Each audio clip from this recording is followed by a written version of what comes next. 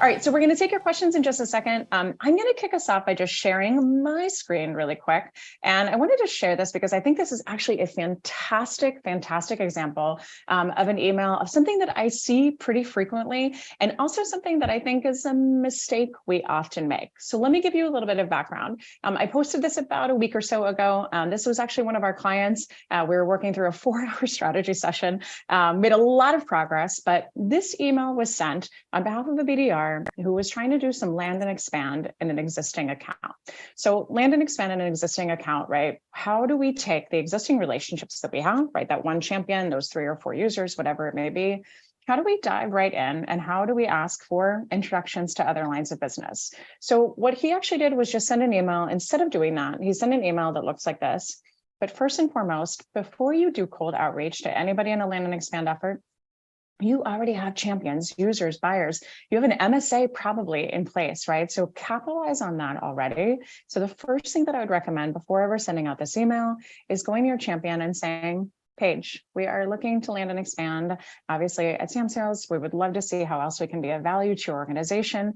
Before we start to reach out to other parties, do you have peers, your colleagues, you know other people in different lines of business that could find value in our product and our solution or offering? Would you be willing to make any introductions? That is the first place that I would start. It is the easiest way to open doors without you having to do all this legwork on your own. So I would definitely give that a shot. If they say, you know what, I'm new here, I have absolutely no idea who other people are, but feel free to use my name, what a win that is. So that's what I would say first and foremost. Make sure that the person's name goes in your subject line. What great show me you know me. So if I get an email from somebody that says Paige Tills plus hello from an existing vendor of samsales, I'm going to open up that email right away. So make sure to not bury the lead. If you kind of look towards the middle, I'll kind of signal around here. This is where that person's name came into place. So that person's name came into place here. We really buried the lead instead of putting it front and center, right? But by just putting that in the subject line, what a win it is. By also saying from an existing vendor of whatever the company's name is or firm's name is, what you're doing is calling attention right away of, we already have an MSA in place. We're not going to have to go through a messy procurement process. You should totally open up this email. Plus, your company already trusts us to do work together. So even better, definitely open up this email and let's talk. The other thing that I would say, just a couple of notes here. If we looked at the subject line at first, right, it was company name. So that vendor's name. So let's say samsales is the client, and then what the vendor was. So when we do that, and when we also pair it with just wanted to follow up on the voicemail I left you this morning, we know it's a sales email, right? So when we see those first two things together, that incentivizes a person to just automatically delete and thinks, I don't want to buy from you.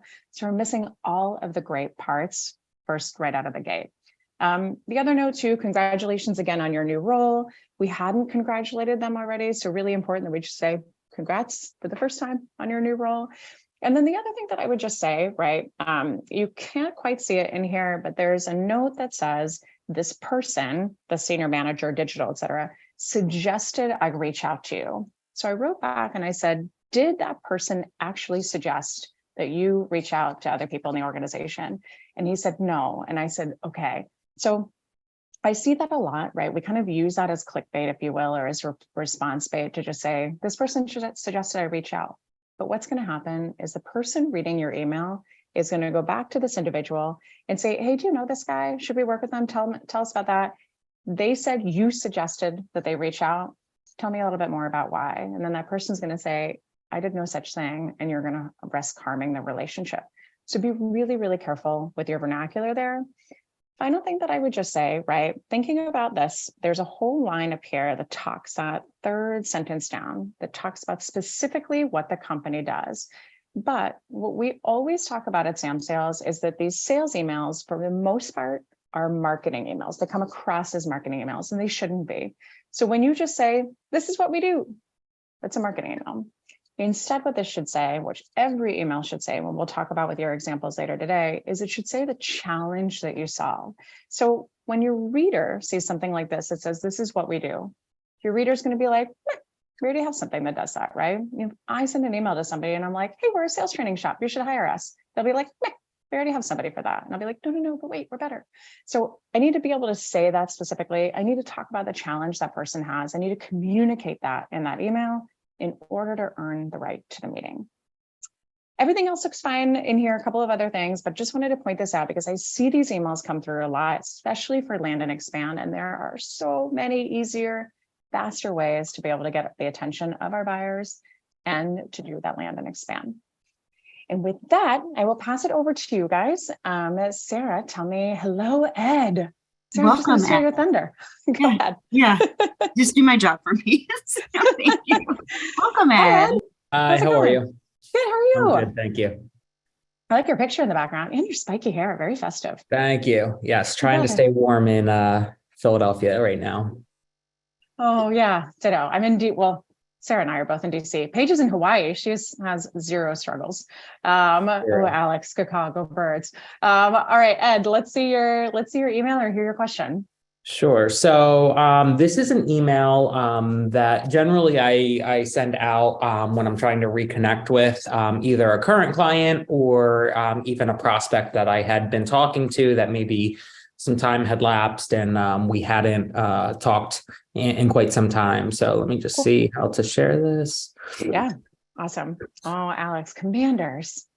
Terrible name. So yes. So this is something I sent out this morning, actually, to, again, a client of ours that we've worked with in the past, but it's been a little while, trying to kind of rekindle something there, just because there hasn't been much of a need for them to engage in video work, lately.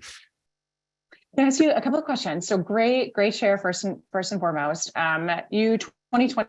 I assume you are a production company? We're a video production company. Tell us what we do. Okay, cool. Arthur already has Arthur can just lead this training for you. For us, you'll see in the chat. But yes, a couple of just a quick questions here. For the subject line, what do you typically put as your subject line? So for this particular one, when I sent it this morning, it was just reconnecting. Okay. Something simple as that. Hopefully he'll see it in his inbox, see my name, see reconnecting, and yeah. Cool. Is this somebody that you've talked to? When was the last time maybe you guys talked?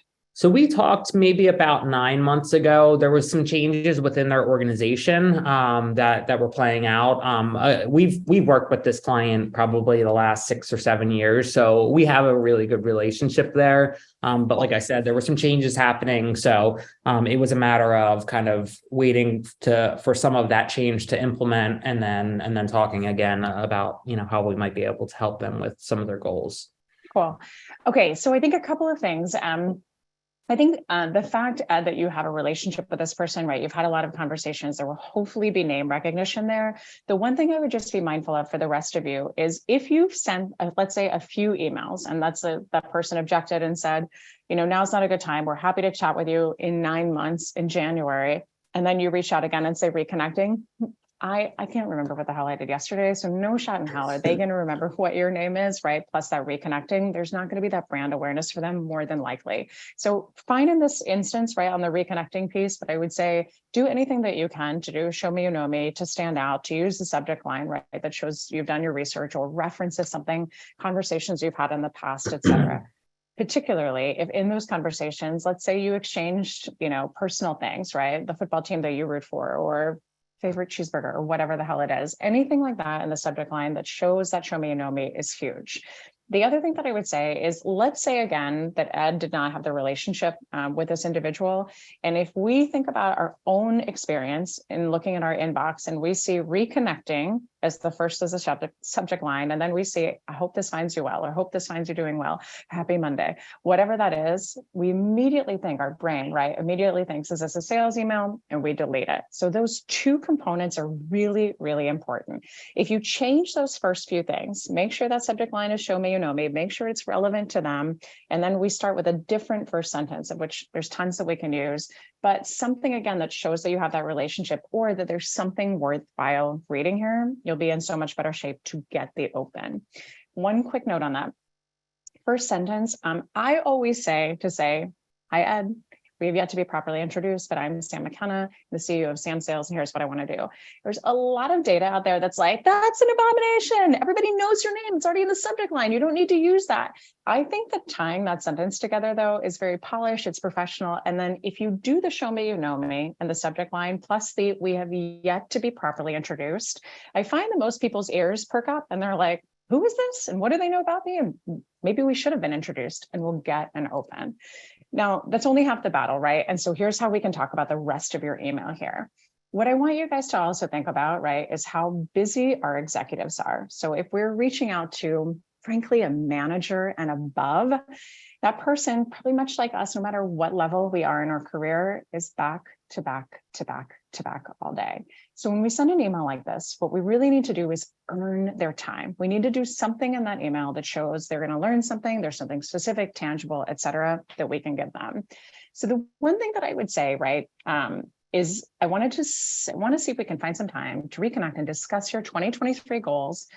So in the worst case scenario, a reader's going to see that and be like, you want me to tell you about my goals, so then you can then tell me if you can be of help to me? Shouldn't you already know if you can be of help to me? Shouldn't you already think about what some of my goals are, because you work with people just like me?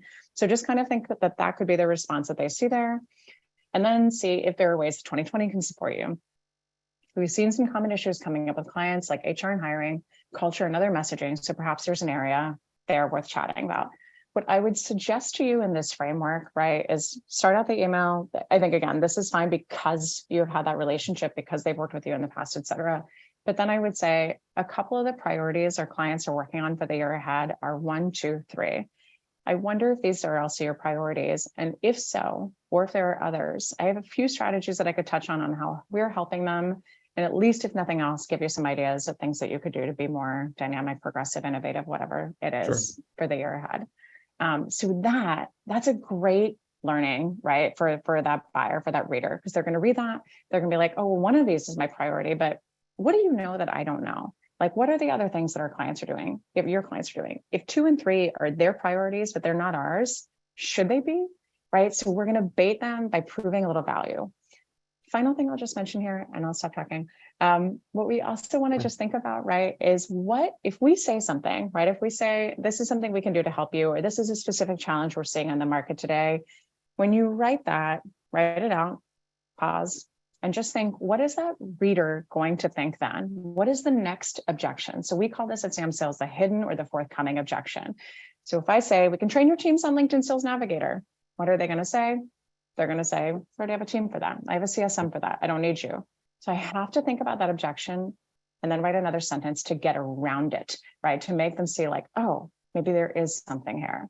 So think about that too, as it applies here, not only for your outbound emails, but also for the objections, the responses, the questions you get from prospects that really can pay off. Awesome. Thanks, No, it's Ed. great. One of the things that I really struggle with that is that opening line, because it's so second nature to just say, I hope everything's well or whatever. And I'm still trying, like, finding myself going back to that, and then I try and get away from it. So it's amazing. Go ahead, Sarah. I didn't mean to jump in. I wanted to talk about that because it's okay to type it, just get rid of it. It gets your flow with the email going. It's that muscle memory of, I'm going to start an email. I'm going to say hello and say, hope all is well. Then you just delete it. That's what I do. Sure. But is jumping into the crux of the email right away, like, is that, I don't know. I still, I guess, think that's somewhat taboo, like that there needs to be some sort of pleasantry. But again, I'm not trying to push back. I'm trying to explain kind of where I'm coming from.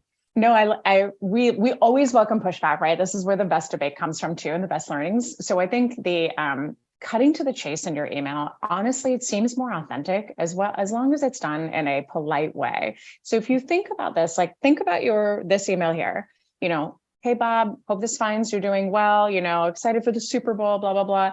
Anyway, wanted to talk to you about whatever. When we read those pleasantries at first, right? Or think about when we hear from somebody we haven't heard from a long time. Hey, Sam, it's been a long time. How's it going? You're like, what do you want? Mm-hmm. At least that's what I think.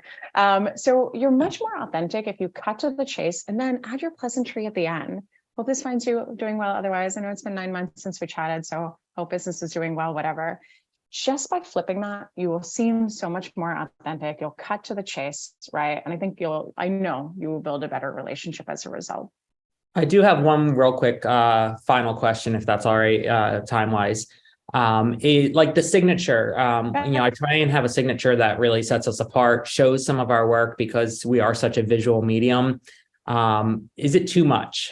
Do you feel as though, and maybe it should be that way just for prospects and not current clients or vice versa. But yeah, I wanted to just get your perspective on that. I think it looks really cool. And I think it talks about what you guys do in an awesome way. The only concern I would have is deliverability, but if you haven't seen an issue with that, then I wouldn't worry about it. But graphics, videos, links, things like that can always harm deliverability, particularly if you're reaching out to larger or more secure organizations. So just one thing to consider there. Okay, great. Thank you so much. Really appreciate it. This is a great example. Thank you, Ed. Appreciate it. Thank you. Thanks. Welcome. Sylvie. Hi, thanks for having my question. It's turtleneck day. Yeah, actually, I live in Paris, but I'm from Philadelphia. So awesome. Go Birds. Yeah. So quick, my situation. I'm CEO, first-time founder of an early stage startup. And sales is not at all my background. I'm super inspired by all your stuff, Sam. And I'm really like following directions. So I've just started doing this outreach. We're getting about 40% open rates so far. And so far I haven't gotten answers. And so I want to show you my mail and let's see, am I doing it right? Is it too long? How do I show this sort of professional service that we're offering, but get people to answer the note? Let's see it. What brought you to Paris? I'm half French, actually. And then I got a job here 6 years ago and it was my life dream to live in Paris. And now I live here. Oh man, I'm originally from Switzerland, so always nice to meet someone even half French. So, but I won't terrify you with my French on our call. Okay, give us a little bit of background on this. So this would be like a first email. Actually, this is like to a really senior person. We offer learning as a benefit, so a way for hospitality restaurant companies that have high frontline worker churn to invest in their people with an education benefit, which is pretty common in the US and not at all common in Europe. So there's an education, we have to kind of create a category and get the meeting. And it works the best if we get a really senior HR person or ideally a CEO. So this is a way of me trying to reach out to a really senior person. I did what you said, show me, you know me. I looked at his profile, trying to connect to him. And I thought he's senior. So maybe if he doesn't have time, his CHRO would. How big of a company is huge?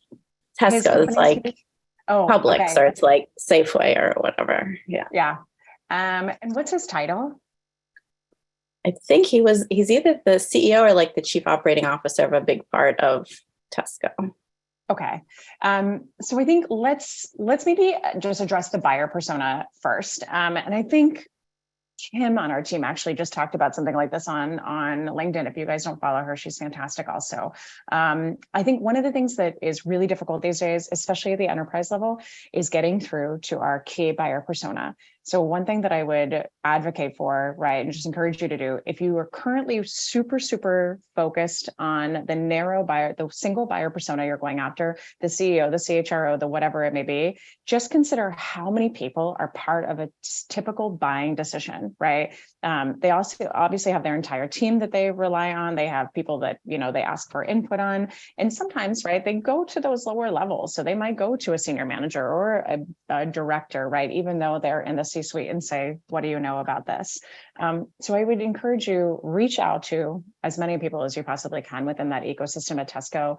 I'm guessing that this person probably has somebody who helps read their emails, who sifts through that stuff, right?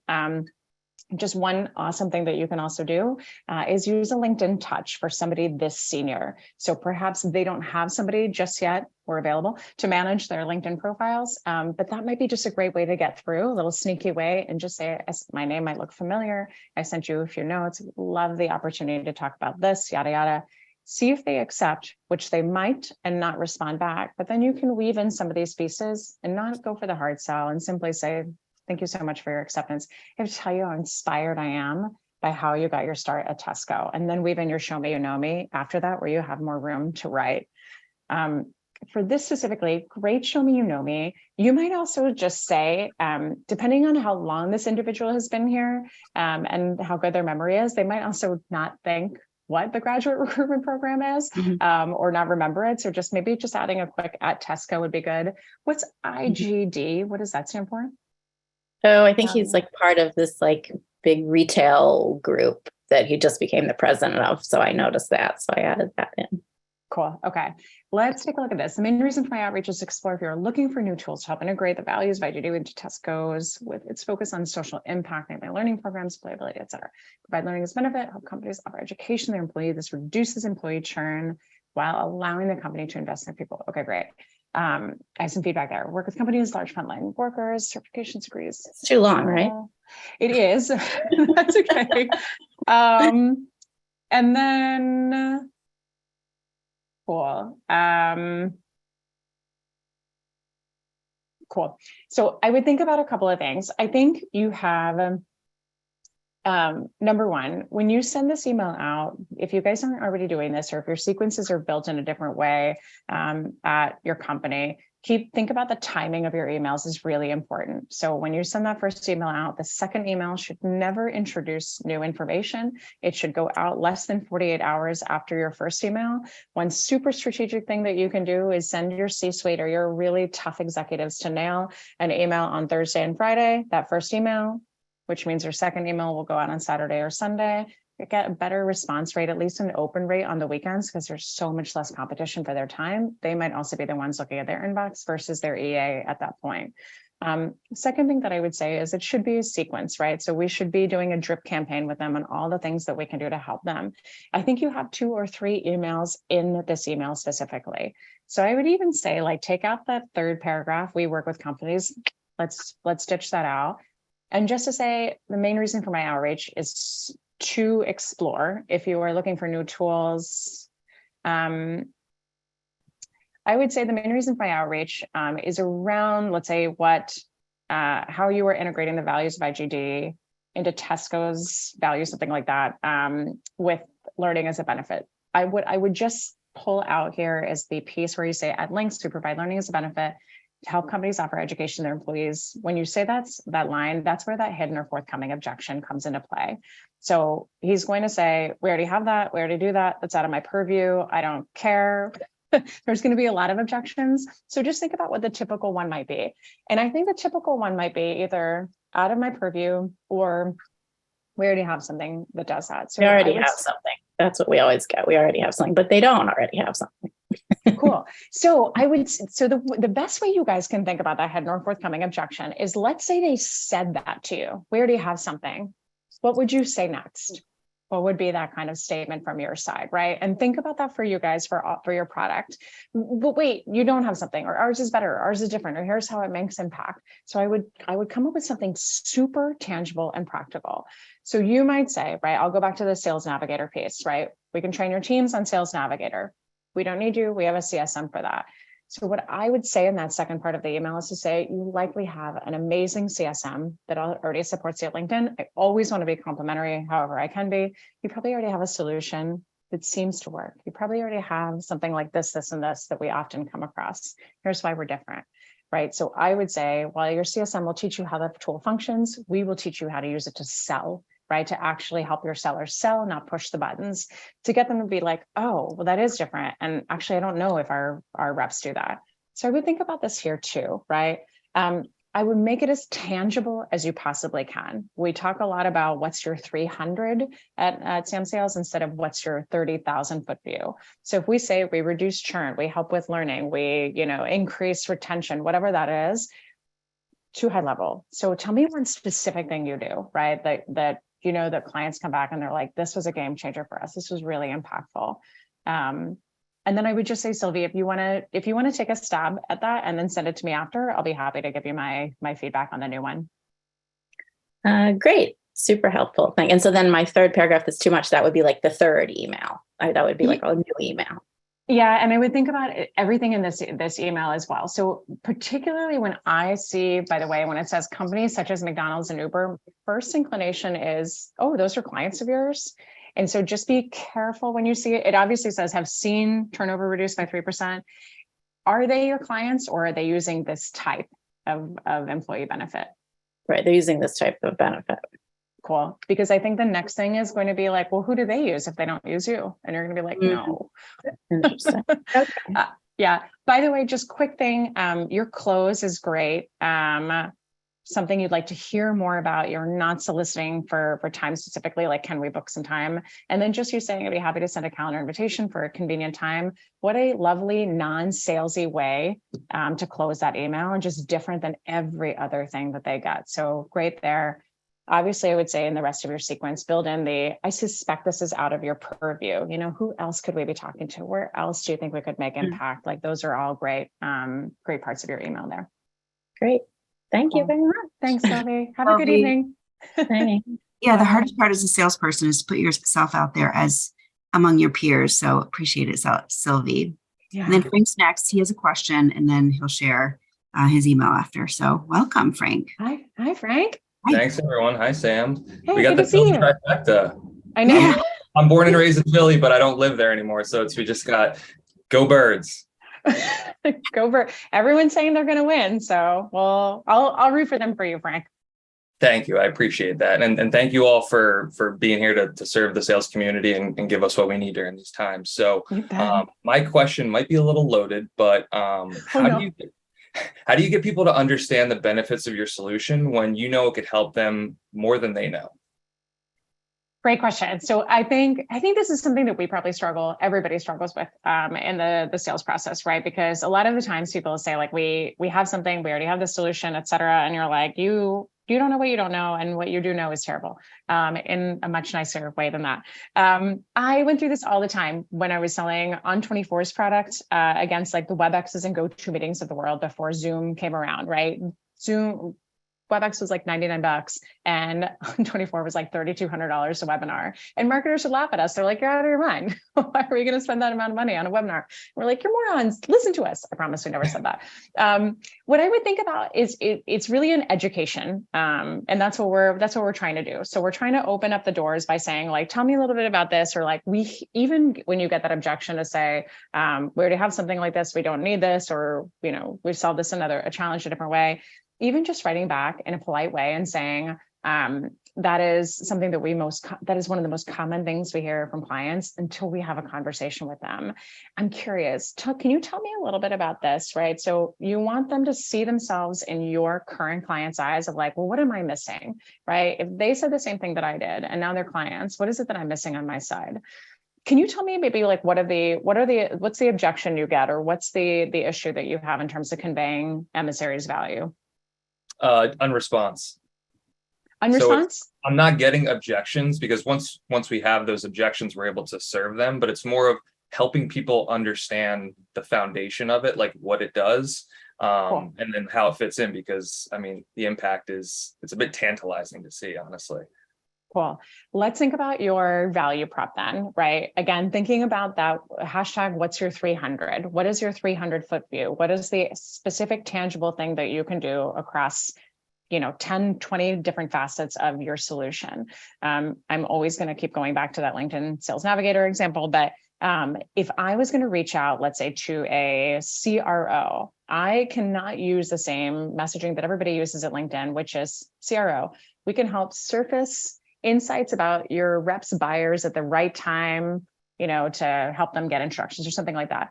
Great. We have Zoom info and Google alerts and all that. We don't need you. So what I'm going to do instead, right? That's 3,000 foot, 30,000 foot view. What I'm going to do instead is to say, one of the things that I know organizations really struggle with is tracking the job changes of their existing clients, which we know are some of their warmest leads.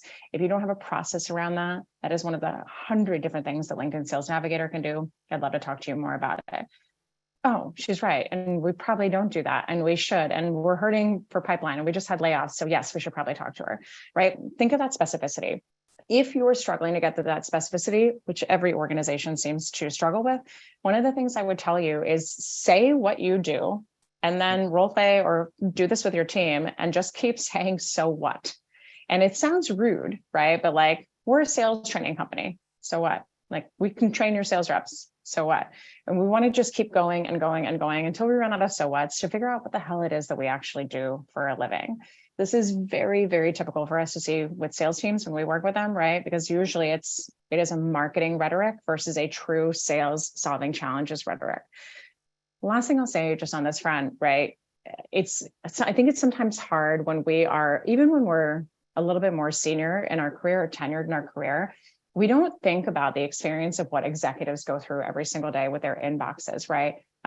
If you don't follow Todd Capone on LinkedIn, he's a great follow, but in his book, one of his books, he wrote about what his inbox used to look like as a CRO. And it's bananas. I think there's a picture of it too. It's like 20 emails, 25 emails over the course of a day, and they all look the same. So that show me, you know me again is going to be really critical.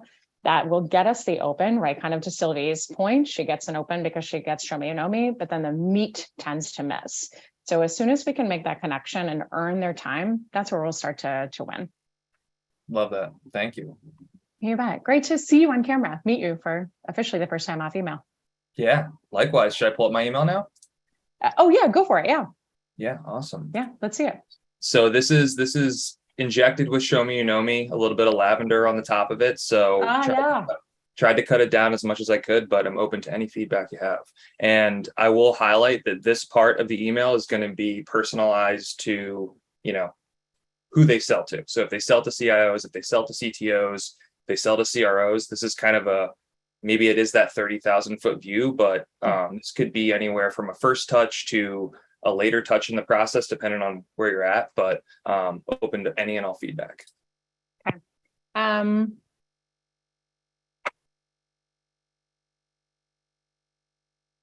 So the subject line I would say, right, is salesy.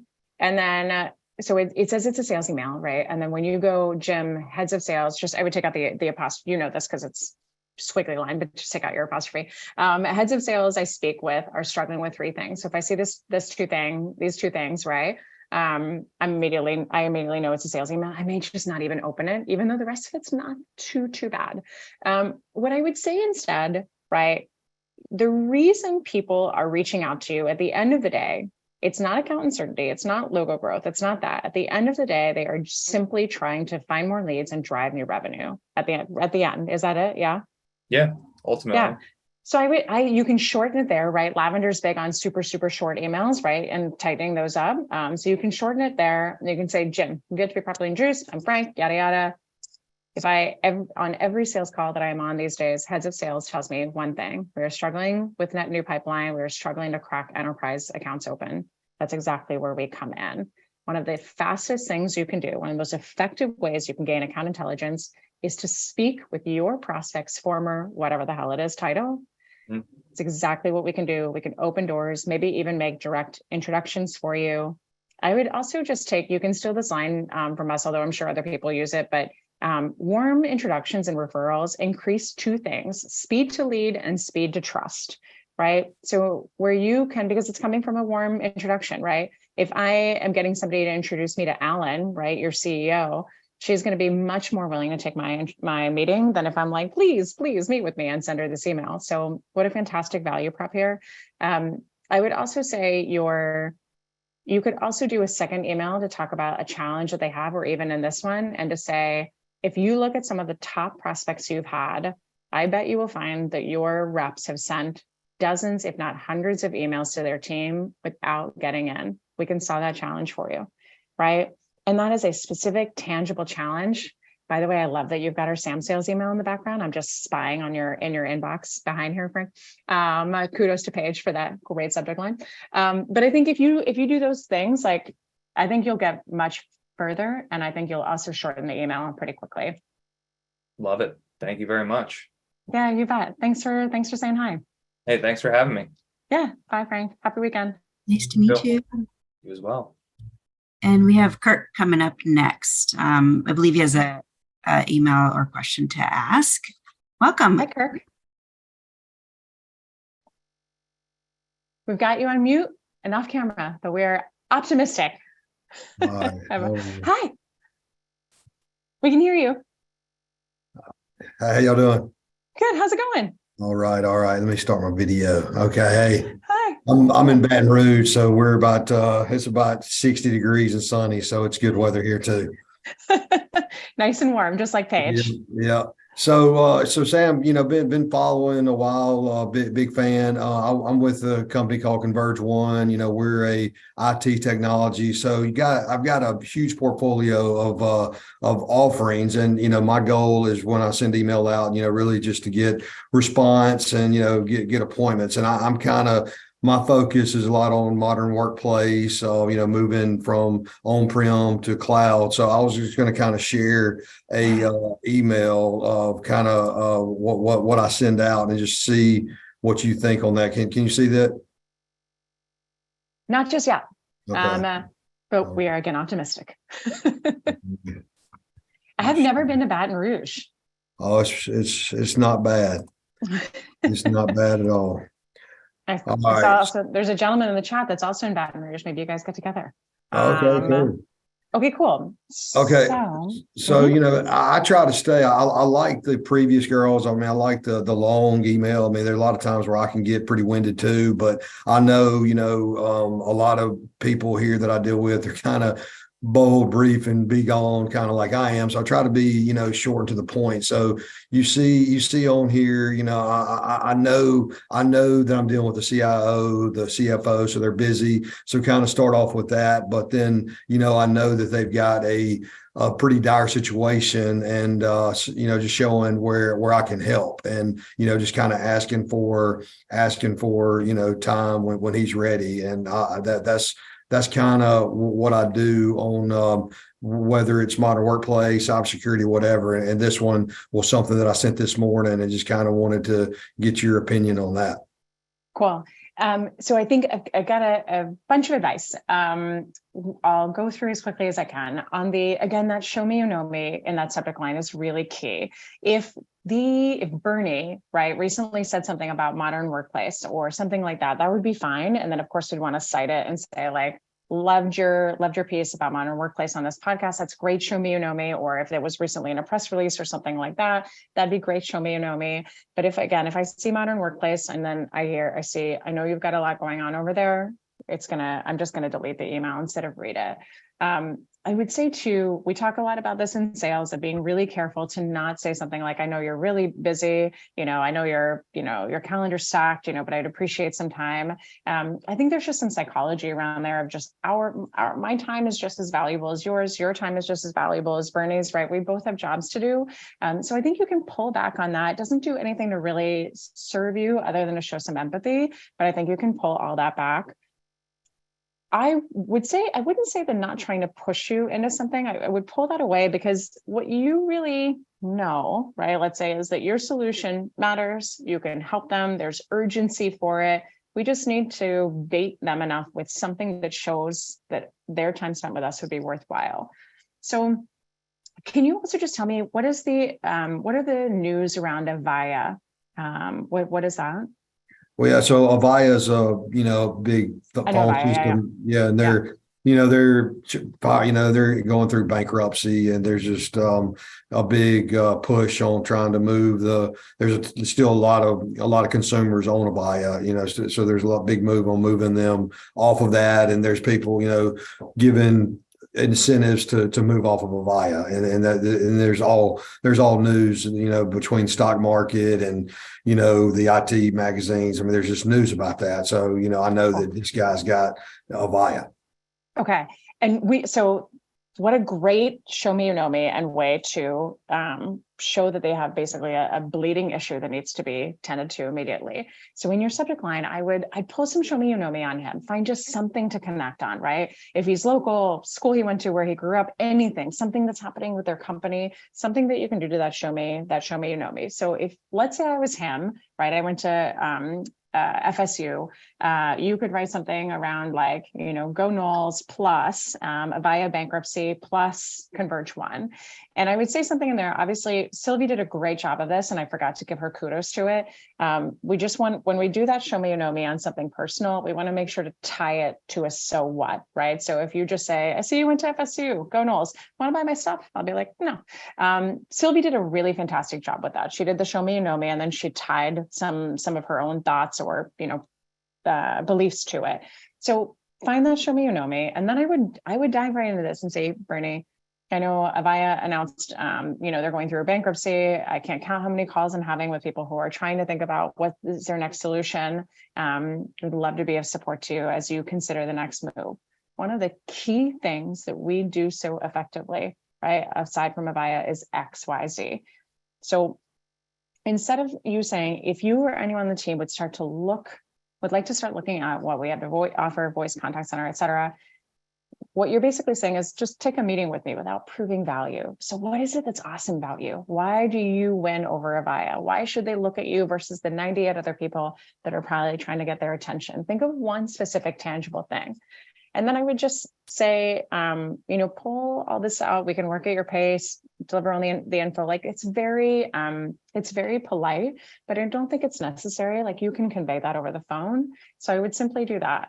Show me you know me, talk about Avaya, make them feel like other people are leaving Avaya for you. If that's be truthful, obviously, but if those are conversations you're having, do that. And then I would simply say, would love to find some time to chat. Let me know what might work for you, and I'll send a calendar invite on over. But really quick, short, to the point, especially if Bernie is senior, again, think about that Thursday or Friday email, send it today, and then send that follow-up on Sunday morning and see if you can't bait them. Okay, cool. Thanks so much. Yeah, great to meet you, Kirk. Have a good weekend. You too. Thanks, Kirk. Welcome, Shaheen. Hi there. Thanks so much for having me. Shaheen here from Squad Formers. I am a product manager by day and de facto sales with my colleague Melissa here. So we're just learning and seeing how things work out. We've been building out our drip campaign and would love to kind of get your perspective on our initial cold outreach to our ICPs. Yeah, we'd love to see it. Thanks. Love the Bay Area Perfect. too. Thanks for joining us from there. Sure thing. And we'll start there. Cool. So Squad Formers. Okay, cool. Tell me what a building Hive Mind is. Is that his company? It's actually a product or a focus that they're about to start building out based on the topic that they talked about in their recent raise announcement. Cool. Okay. Just one quick thing. So great product, great show me you know me in the subject line, right? It does not have to be long. It does not have to be complex, right? Just having something like this, right, and the building Hive Mind and referencing their product is great. And then we can also, one of the great first sentences you can use is immediately diving into that show me you know me, the research you've done, et cetera. So you've got the good morning. I was reading through y'all's deck. Sam posted on Twitter. Share news about your recent reads. Huge congrats. Two things came to mind. I appreciate y'all sharing it. One thing I'd be just mindful of is the y'alls. I only say I could give a crap, but people can be sensitive to that. People can also be sensitive to a lot of things, right? Like, hey guys, what are you guys doing? Especially if you're reaching out to women. So just be mindful of that grammar, getting important there. The only thing I was going to say, just quick note for everybody else, if let's say Shaheen had put the Twitter deck, the Twitter stuff lower, and it wasn't as visible in that first sentence, I would say to put it right in the subject line. But because it is front and center in that preview text, it's fine here. Appreciate you guys sharing. It's insightful to see how folks raise their C, what type of context they provide, taking notes on my end. Very cool. Your future plans stood out, specifically building out the Hive Mind theme. Seeing if you benefit from a partner, be able to help you execute, get your goals, provide high-performing squads at a quick glance. Market downturn, fraction of the cost, goal led by a senior product manager, so you build short-term execution, long-term vision planning. Cool. Do you typically go after seed round, Series A orgs? Is that your ICP? That is our ICP, yes. Okay, cool. I gotta tell you, there's not a whole hell of a lot I can find wrong with this email. The only thing that I would say, just a couple of quick notes, I'd pull out your links, just from a deliverability standpoint. Everybody likes to put the links in there, right? We want to get those click throughs. I wouldn't worry too much about that. If you just leave it in your signature block, I think that's fine. Okay. I would take out the your calendar link as well. Everybody has a point of view, so I'll just share mine. I just find it to be rude in our outbound email, right? Whether it's a referral, whatever it is. So I pull that out again. Open to exploring further is great. Let me know what times might work for you, and I'll send a calendar invite along accordingly. I would pull out your attachment again from a deliverability perspective, but also because we won't be able to track anything, right? And that's all I want. At the end of the day, I want to see if they're actually clicking through. Right. And then, but I think your bullets, while we normally say to not put bullets right in your first email, it actually doesn't stand out to me in a negative way. And I think your value prop is super specific and written in a succinct enough way to get the value across. I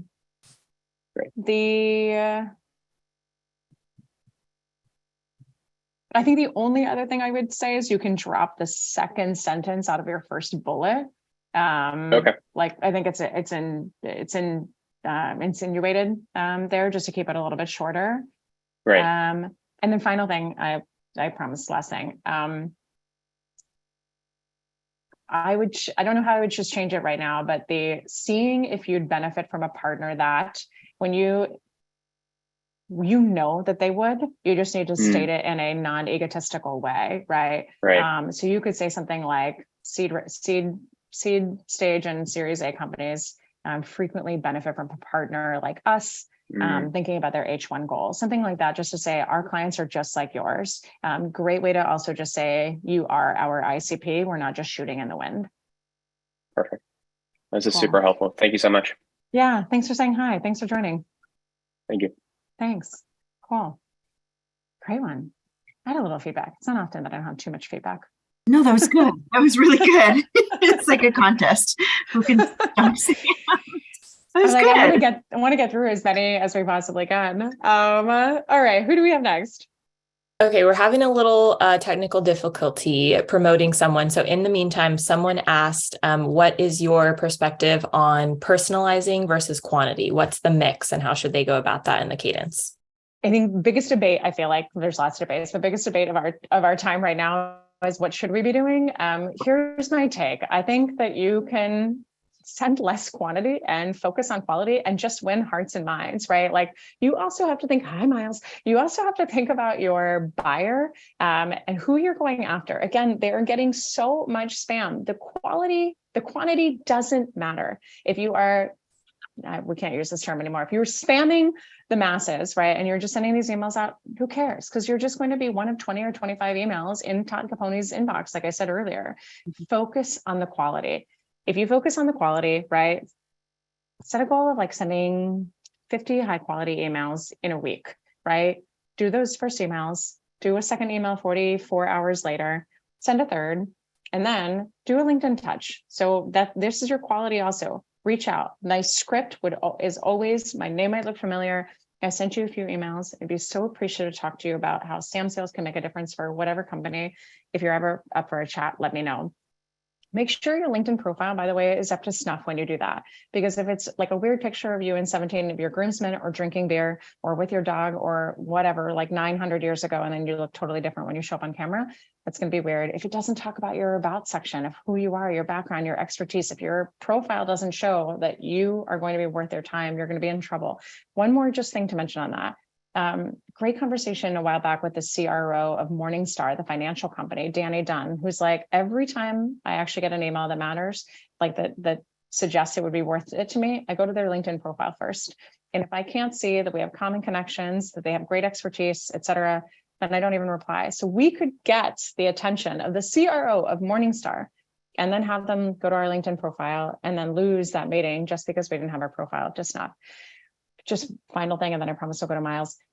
If you are under the gun of KPIs and you're like, that's adorable, there's no shot in how I'm going to be able to do that because my boss requires me to do 100 calls a day.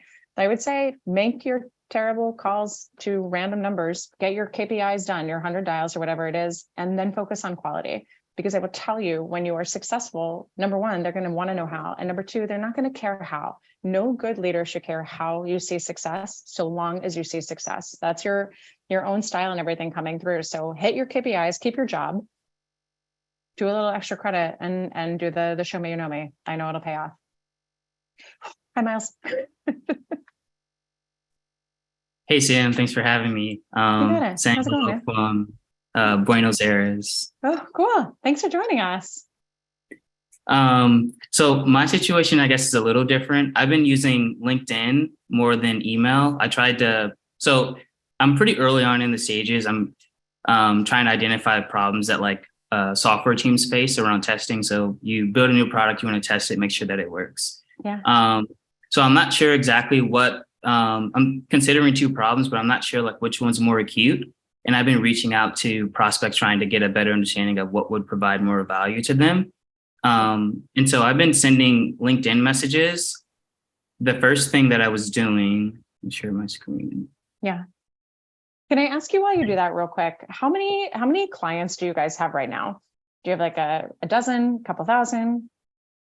I'm really early. We don't have any customers yet. We're trying to Okay. understand like I'm like really early. So just trying to like just getting the conversations. I'm trying to figure out how we can increase the conversion rate so we can move faster by talking to more people.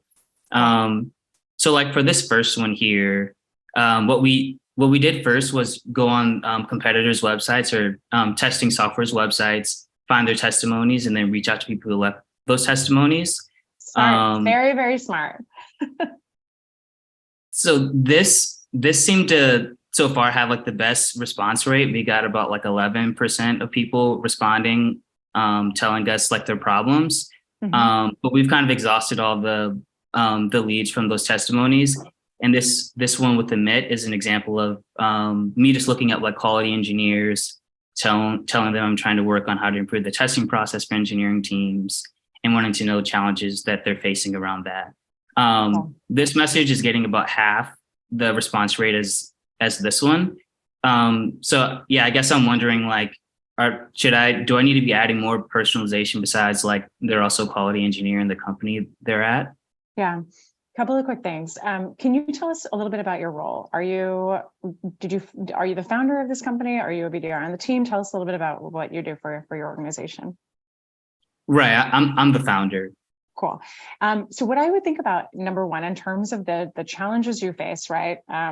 Think about, why you started this company, right? What gaps were existing in the market, why this was an underserved, need in the market. So you hopefully have a good handle on that. And then I think what you're doing here when you reach out and you're asking these questions, hopefully that will reinforce what the value prop of you is and how you're different than your competitors.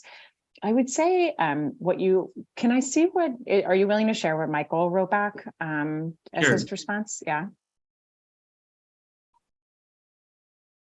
Cool.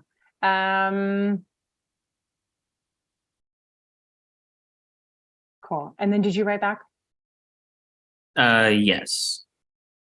I was I accidentally missed this one, so I just responded to it earlier this morning, but generally these people, they seem to be more responsive based on the personalized message from the testimony. Cool. Okay. So a couple of things just in interest of time. I think that you are, we often talk how in LinkedIn messages, there's the idea of the pitch slap, right? With a P, if you guys haven't heard that before. You go and connect with somebody, you immediately, they accept, and then you push for a meeting. What we also see is that people will say like, hey, Sam, thanks so much for, connecting with me. I'm curious, what's on your 2023 priority list? And you're like, who are you again? So I always say, right, don't ask these questions that you haven't earned the right to ask, and especially something like that, because I'm not going to tell you what my priorities are. I don't know who you are, how you're going to help me, and I know you're trying to sell me something. However, I do like the way that you put this here, right? And you're being very straightforward. I'm working on an idea to improve the testing process for engineering teams. Thought you may have knowledge on challenges, et cetera, other problems you're facing. So you're kind of sort of earning the right to ask this question by saying, I'm trying to solve something for you. I would love your feedback. Yes, it is a little bit of a give me something before I've earned the right to it, but I think your positioning is far better than imagine if you'd only sent, are there problems you're currently facing in your testing process? A mate would tell you to go take a hike or something sterner. I think the fact that Mike wrote back, right, and wrote this back is great. The thing that I think where this also pays off in your discovery calls, your demos, things like that, when you guys think about those calls, is the same thing here. We've asked a question. We've gotten a response. We can certainly ask an active listening question back, right? To capitalize on whatever answer they gave us. Or what I would suggest that you do here is you earn the right to continue asking questions by showing this is a challenge you can solve. You are seeing the same thing. Here's one way you're addressing that. Would that be helpful to them? Oftentimes when we're on either email or we're on discovery calls, we keep asking questions for 6 minutes. And then someone's like, are you going to get to the point? Can you actually help me or not? So we've got to drip in some ways to build credibility and just show that we actually do have something that should continue to warrant their time. I would also say here, right, like I would earn that credibility with Miles. I would then ask your extra question and say, if easier, I would love to jump on a call with you, share a little bit about what we're doing and see if it would be a fit for you. I think it's fine to go in for the close there. Again, if you're touting it from the angle of helping them, obviously you want money in the end. Personalization wise, what I would say, are you using anything email tool wise, or is it all LinkedIn? It's been all LinkedIn. So I started off with email and barely anyone responded. So then I tried Sales Navigator doing the InMail. It was okay, but I found that actually like inviting them, and then I send this as like a personal note when I invite them, so they see this when I add them, not like after I added them. Okay, cool. I would just say I think the LinkedIn route is fine. If you can invest in an email tool, right? Something that'll help you automate that, even if it's just your Gmail, but I mean, Outreach, Sales Offer are both great tools. I would just start to think about taking this a little bit offline and starting to do your show me, you know me, finding your ideal client profile within the targeted size of accounts you want to go after, and then starting to do that in your subject line as part of your outreach. I was going to mention one other thing real quick. Just to state, you're going after people who have left testimonials on your competitors' sites, right? I think that can be smart and dangerous at the same time, but I think it's a smart way to just find your buyers right away. Now, they're probably huge advocates of that technology, but you also don't know how long the testimonial was, have things soured since then, et cetera. Perhaps they've even changed jobs, but they're still showing as a testimonial. So I think a smart way to go after that. I would also say if you're just looking for an easier path in, a smart way is to start looking at the profiles of your competitors on LinkedIn. If they are posting content, if they're engaging with others, who are they engaging with? Are those their prospects? Basically telling our competitors how to go after our clients. So Sarah, you're welcome. But those are really, those are smart strategies to be a little bit smarter with your data there. Okay, yeah, that was really helpful. Thank you. So you're saying I should go ahead and ask them for the call, because I was kind of wondering about that too. Like, should I send like 4 messages back and forth before asking? I would respond here since you already responded. I would drop just one more note in and say, actually, I just thought of one other thing. Tie some value, teach him something, talk about how you helped solve a challenge that he shows, up above, and then say, would you be up for a call? The other thing that I would do just quickly for anybody else who's still on the call, we talked about bubble hunting on LinkedIn a couple of weeks ago. If you look at Mike's bubble right now, it says he's available on mobile. So it means that if you do send him a message, because you're first degree connected, he's going to get a push notification to his phone. He will also get an email that says somebody sent you a message. What I also like to do, especially for you as a founder, is I like to take time on the weekends. And I bubble hunt for the green dots of who is actually active. And then I engage with them then, because especially on the weekends, there's less competition again for their time and great opportunity to engage them back and forth while they're active on a Saturday or a Sunday. How do you bubble hunt? Do you just go through the message thread and see? Click on your messaging real quick, if you don't mind, in the top bar up there. Yeah.